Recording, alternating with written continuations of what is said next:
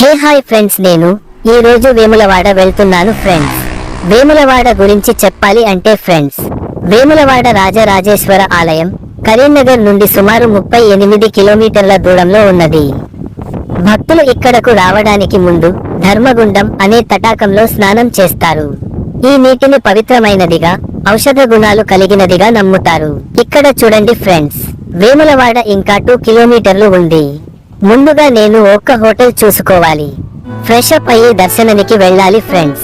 ఇప్పుడు నేను హోటల్లో ఉన్నాను. హోటల్ కి 1500 తీసుకున్నారు. రూమ్ ఓకే, కానీ రేటు ఎక్కువ అయింది. ఇక టెంపుల్ కి వెళదాం ఫ్రెండ్స్.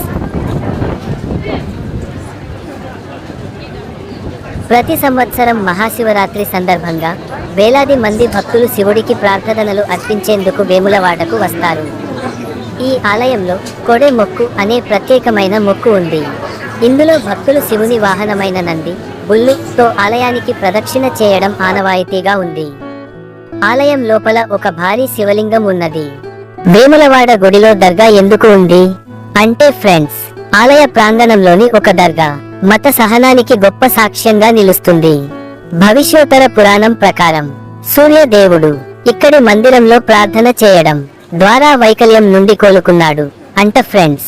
అందుకే ఈ మందిరాన్ని భాస్కర క్షేత్రం అని పిలుస్తారు. ఇక్కడ దర్శనంకి ఎంత టైం పడుతుంది అంటే, వారాంతపు రోజులలో 20 నుండి 30 నిమిషాలు, పండుగ రోజులలో 2 నుండి 3 గంటలు. దర్శన దినానికి ప్రత్యేక దర్శన టిక్కెట్లు అందుబాటులో ఉన్నాయి.